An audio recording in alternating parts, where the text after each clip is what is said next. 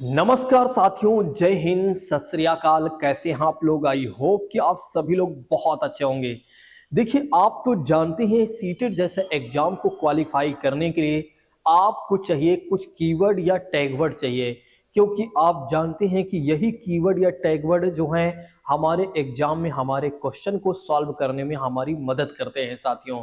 इसलिए मैं आप सभी लोगों से कहना चाहूंगा, इस वीडियो को लास्ट तक देखिएगा।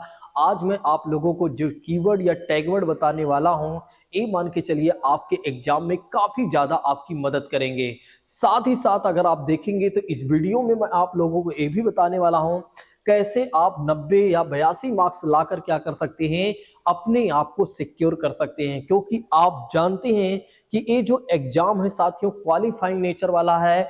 सबसे पहले कुछ क्राइटेरिया जो दी गई है, इतना लाना कंपलसरी है हमारे लिए।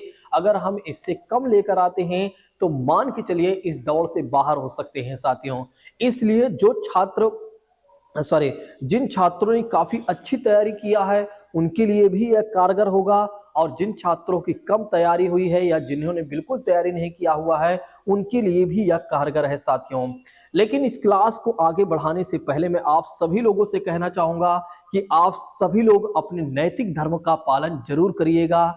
अर्थात कह सकते हैं इस वीडियो को जितना ज्यादा लोगों तक हो सके उतना ज्यादा लोगों तक शेयर जरूर कीजिएगा। आइए प्रारंभ करते हैं, बिना किसी और बात की चर्चा करते हुए सीधा आते हैं अपने टॉपिक पर और बात करते हैं कि कैसे हमें 90 मार्क्स या 82 मार्क्स लाकर अपने आप को सिक्योर करना है साथियों। देखिए, जैसे ही आप एग्जाम हॉल में पहुंचते हैं साथियों, एग्जाम हॉल में पहुंचेंगे आपको OMR सीट मिलेगी। और OMR सीट कैसे दिखती है साथियों, आप लोगों को मैं दिखा देता हूं। OMR सीट मिलेगी साथियों। OMR सीट में आपको क्या करना है, अपना रोल नंबर बनना है और भी जो सारी क्राइटेरिया होती हैं वो सारी चीजों को आपको फिल करना है। उसके बाद अगर आप देखते हैं तो आपको क्वेश्चन पेपर मिलेगा साथियों। उसके बाद आपको क्या मिलेगा साथियों, क्वेश्चन पेपर मिलेगा।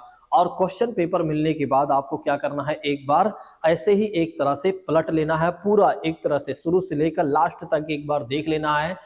ऐसा क्यों करना है साथियों, क्योंकि अगर ऐसा करते हैं तो आपका जो मन है वो जो एक तरह से जो मन है जो बार बार भटक रहा है या जो आपके अंदर का डर है साथियों, वो पूरी तरीके से डर खत्म हो जाएगा।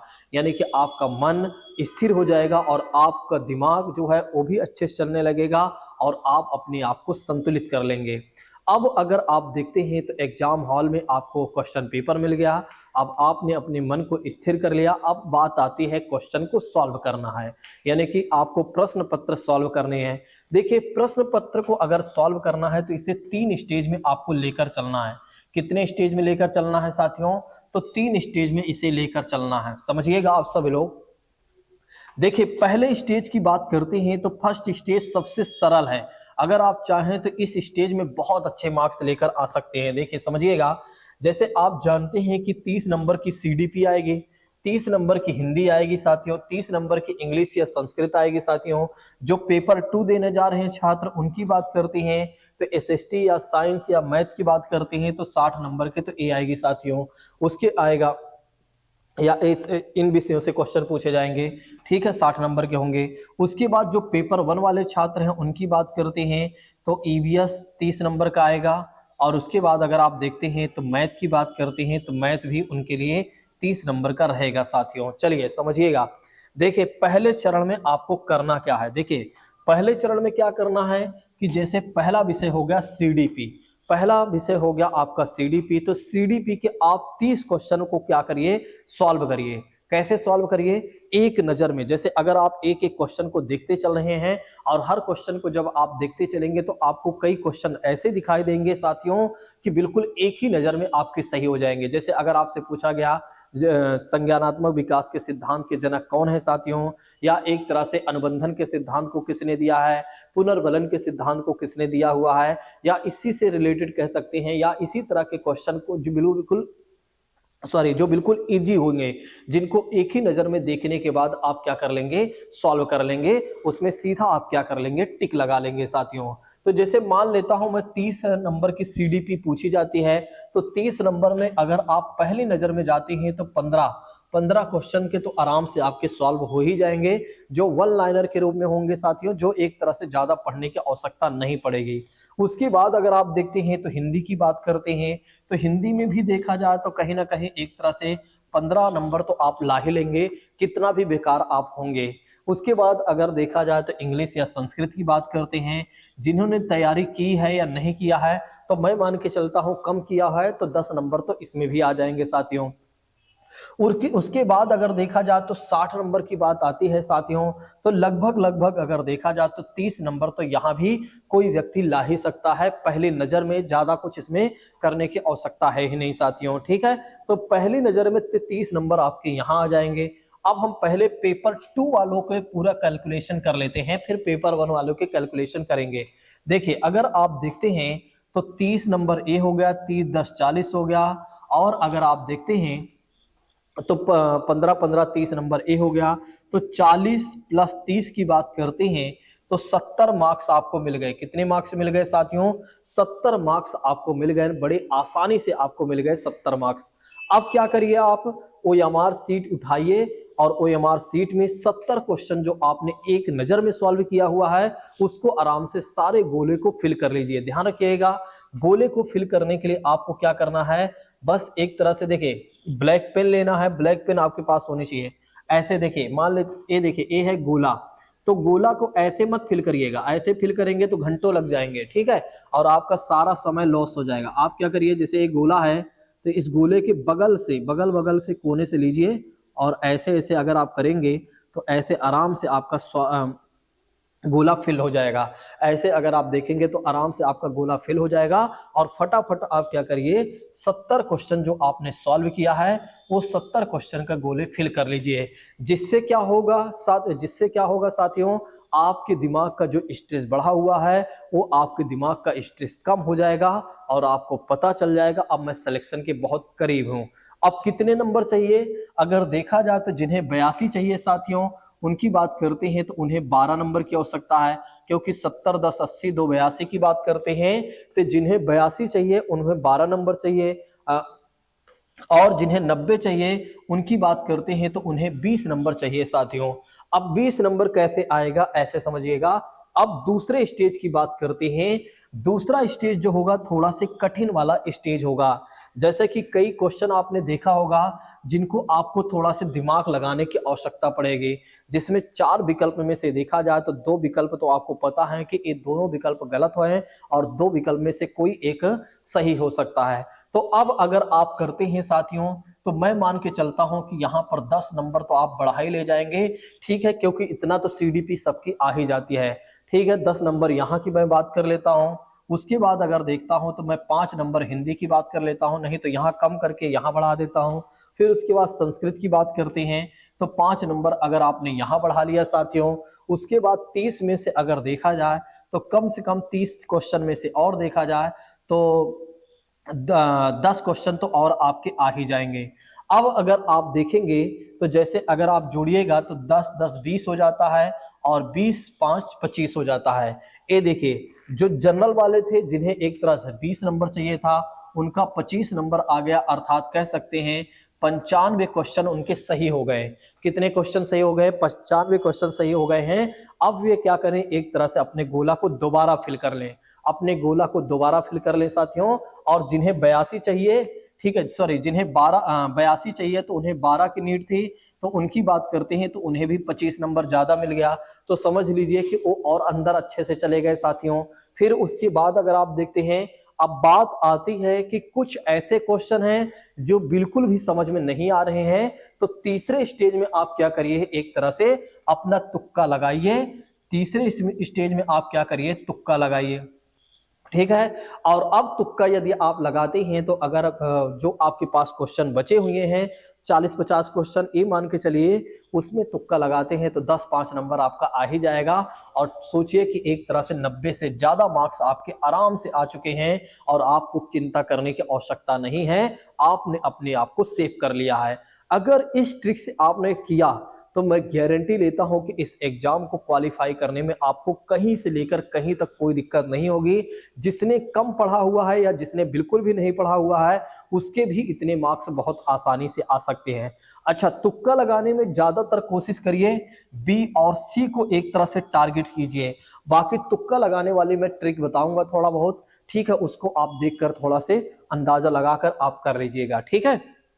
तो ये देखिए, मैंने आप लोगों को बताया कि कैसे आप 82 नंबर या एक तरह से 90 नंबर लाकर क्या कर सकते हैं, अपने आप को सिक्योर कर सकते हैं साथियों।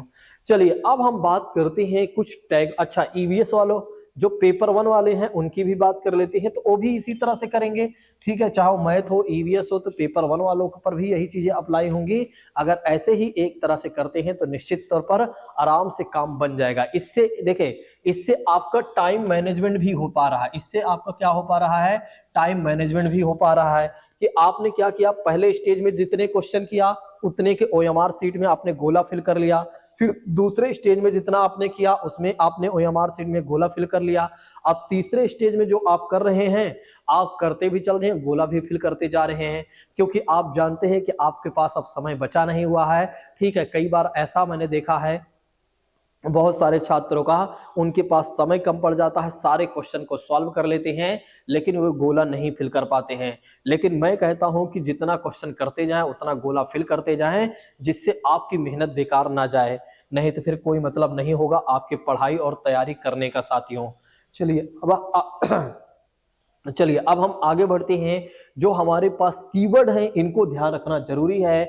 अगर हम ये सारे कीवर्ड जो पॉजिटिव और निगेटिव कीवर्ड या टैगवर्ड हैं साथियों, इनको लेकर चलते हैं, अच्छे तरीके से अपने दिमाग में बैठा कर चलते हैं, तो मान के चलिए 50% क्वेश्चन आपके यूं ही सॉल्व हो जाएंगे। कितने परसेंट, 50% क्वेश्चन आपके यूं ही सॉल्व हो जाएंगे साथियों, ठीक है। इस बात को ध्यान रखिएगा। चलिए अब हम आगे बढ़ते हैं कि कैसे हमें याद रखना है कि कौन कौन से ऐसे टैगवर्ड हैं जो नेगेटिव में आते हैं। सबसे पहले नेगेटिव टैगवर्ड को याद रख लेते हैं। देखिए, नेगेटिव टैगवर्ड में जहां पर भी लैंगिक असमानता की बात की गई हो तो समझ लीजिए कि वो जो एक तरह से ऑप्शन होगा वो गलत होगा, ठीक है। उसके बाद अगर आप देखा जाए तो केवल मात्र सिर्फ की बात करते हैं या कहीं पर ही आ जाए तो समझ लीजिए एक तरह से वो गलत माना जाएगा ऑप्शन। रटना, याद करना, कंठस्थ करने की जहां पर बात की गई हो वो भी ऑप्शन गलत माना जाएगा। जैसे 4 विकल्प हैं और उन 4 विकल्प में देखा जाए तो कुछ एक विकल्प में रटने की बात की गई है, एक विकल्प में लैंगिक असमानता की बात की गई है, दूसरे विकल्प में देखा जाए शिक्षक केंद्रित की बात की गई है। तो तीनों ऑप्शन को कट कर दीजिए, चौथा ऑप्शन आपका यूं ही सही हो जाएगा साथियों। यानी कि एक प्रश्न होगा, उसके 4 विकल्प होंगे और 4 विकल्पों में अगर आप देखेंगे तो यही 4 विकल्पों में एक दो विकल्प में यही नेगेटिव टैगवर्ड देखने को मिल जाएंगे। और उन विकल्पों को इनको देखते ही आंख बंद करके आप सीधा गलत करिए और फिर दूसरे विकल्प पर विचार करना सीखिए साथियों। उसके बाद अगर आप देखते हैं तो 2 विद्यार्थियों की तुलना की बात कहीं पर की गई हो, सिर्फ अंक लाने के लिए पढ़ने की बात की गई हो, फूट डालो राज करो कि इससे जैसे संबंधित कोई बातें की जा रही हो उसमें, ठीक है। और एक तरह से बालकों को खाली स्लेट या पूरी पट्टियां समझा जा रहा है, उच्च ग्रेड या ग्रेड की शिक्षा के लिए बच्चों को पढ़ने की बात की जा रही है, वैज्ञानिक शब्दावली को कहीं ना कहीं एक तरह से यूज किया गया हो, बच्चों को सीमित ज्ञान की बात कहीं पर की जा रही हो साथियों, ठीक है। उसमें एक्सप्लेनेशन को ज्यादातर प्रायोरिटी दी गई हो, ठीक है। और लैंगिक असमानता, बच्चों के विचार मात्र या त्रुटियों को ज्यादा महत्व दिया जा रहा, बच्चे को निष्क्रिय समझा जा रहा हो साथियों, तो ये सारे क्या है, निगेटिव टैगवर्ड है। इनको याद रखिएगा, इनको याद रखिएगा। अगर आप याद रखेंगे साथियों तो निश्चित तौर पर अगर आप देखते हैं तो एग्जाम में काफी ज्यादा आपको मदद मिलेगी, ठीक है। इसका स्क्रीनशॉट लेना चाहे तो आप ले सकते हैं, मैं थोड़ा सा दूर हट जा रहा हूं। फिर उसके बाद अगर आप देखते हैं तो ये भी स्क्रीनशॉट लेना चाहें तो आप ले सकते हैं। अच्छा, अगर किसी को पीडीएफ चाहिए तो टेलीग्राम चैनल को ज्वाइन कर लेगा। टेलीग्राम चैनल का नाम है टेट वाली क्लास, इसको मैं शेयर कर दूंगा आजकल में, ठीक है। अब हम बात करते हैं कुछ पॉजिटिव टैगवर्ड के बारे में, अर्थात कह सकते हैं सकारात्मक टैगवर्ड के बारे में बात कर लेते हैं। देखिए, सकारात्मक की बात करते हैं, पॉजिटिव टैगवर्ड की बात करते हैं तो जिसमें सक्रिय बच्चे को सक्रिय समझा गया हो, एक्टिव समझा गया हो, क्योंकि आप तो जानते हैं जीन पियाजे महोदय ने भी बच्चे को सक्रिय समझा है कि बच्चा सक्रिय होकर खुद एनवायरनमेंट से इंटरेक्शन करता है और एक तरह से एनवायरनमेंट से जो इंटरेक्शन करता है उसी के माध्यम से सीखता है और उसी के माध्यम से क्या करता है, खुद से अपने सिद्धांतों का निर्माण करता है। और इसीलिए बच्चे को एक तरह से नन्हा वैज्ञानिक भी उन्होंने कहा है, जो कि आप जानते ही हैं साथियों। उसके बाद खोजी अधिगम की बात करते हैं। उसके बाद अगर आप देखते हैं तो बाल केंद्रित की बात की जा रही हो, समालोचनात्मक क्रिटिकल थिंकिंग की बात की जा रही है, संवेदनशील की बात करते हैं, जो कि ज्यादातर यह पर्यावरण में आता है। बच्चे को रचनात्मक क्रिएटिविटी समझा गया हो, करके सीखने की बात की जा रही हो, कहीं पर बहुभाषिकता की बात की जा रही हो, मल्टीपल लैंग्वेज की बात की जा रही हो। ठीक है, ये सारे अगर आप देखते हैं तो पॉजिटिव टैग वर्ड है, इनमें आंखें बंद करके आप क्या कर सकते हैं, ऑप्शन को सही कर सकते हैं। जहां पर सर्वांगीण विकास की बात की गई हो, जहां पर करके सीखने की बात की गई हो, ठीक है, ये ऑप्शन सही होते हैं। सम्मान, लगाव, प्रोत्साहन, समावेशी अवधारणा, बाल केंद्रित की बात करते हैं, बालक की जिज्ञासा जागृत करने की बात करते हैं, व्यवहारिक कुशलता, सतत और व्यापक मूल्यांकन की बात करते हैं, अधिगम के लिए आकलन की बात करते हैं, जहां पर प्रगतिशील या परिवर्तनशील की बात की जा रही हो, लचीलापन या गतिशीलता की बात की जा रही हो, वास्तविक व दैनिक जीवन से एक तरह से उससे संबंधित कोई एग्जाम्पल दिया गया हो साथियों। और साथ ही साथ अगर आप देखते हैं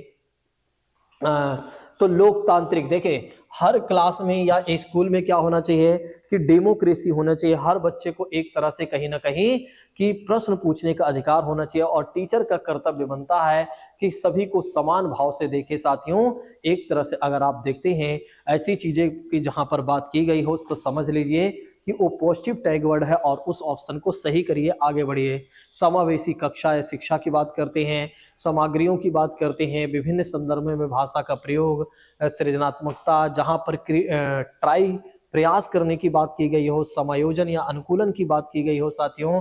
ठीक है, ये बातें, ये सारी बात को याद रखेगा। ये सब हमारे पॉजिटिव टैग वर्ड हैं साथियों। जैसा कि बात करते हैं, मैंने आप सभी लोगों को पॉजिटिव और नेगेटिव टैग वर्ड भी बता दिया है और कैसे आप टाइम को मैनेजमेंट कर सकते हैं, कैसे आप क्वेश्चन को कैसे आप 90 मार्क्स या 82 मार्क्स लाकर क्या कर सकते हैं, अपने इस एग्जाम को क्वालिफाई कर सकते हैं। मैंने साथ ही साथ टाइम मैनेजमेंट को भी बता दिया है। बस थोड़ा से अगर आप लोगों ने ध्यान दिया तो निश्चित तौर पर मान के चलिए कहीं ना कहीं एक तरह से आपकी सिलेक्शन होने में कहीं से लेकर कहीं तक आपको कोई परेशानी नहीं होगी। आप लोगों का कर्तव्य बनता है कि इस वीडियो को ज़्यादा से ज़्यादा लोगों तक जरूर शेयर करें, ये आपका नैतिक धर्म है। और एग्जाम देते जाते जाते एक बार एक काम जरूर करके जाइए कि ज़्यादा से ज़्यादा लोगों तक वीडियो को शेयर करके जाइए, जिससे हमारा भी मनोबल एक तरह से बढ़ा रहे और आपके प्रति एक तरह से हमारा जो लगाव है और अच्छा से बना रहे। अगर आप नहीं भी शेयर करते हैं तो ऐसी बात नहीं है कि हमारा लगाव नहीं बना रहेगा, वो तो सारी चीज़ें बनी रहेंगी, लेकिन कह सकते हैं कि थोड़ा सी सोने पे सुहागे जैसे बात हो जाती है। चलिए आज की बात को यहीं पर स्थगित करते हैं। अगर आप लोगों को मेरी बातें पसंद आई हो तो जाते जाते कमेंट करके जरूर जाइएगा और लाइक शेयर सब्सक्राइब भी कर दीजिएगा। Thank you so much. जय हिंद दोस्तों, take care all of you.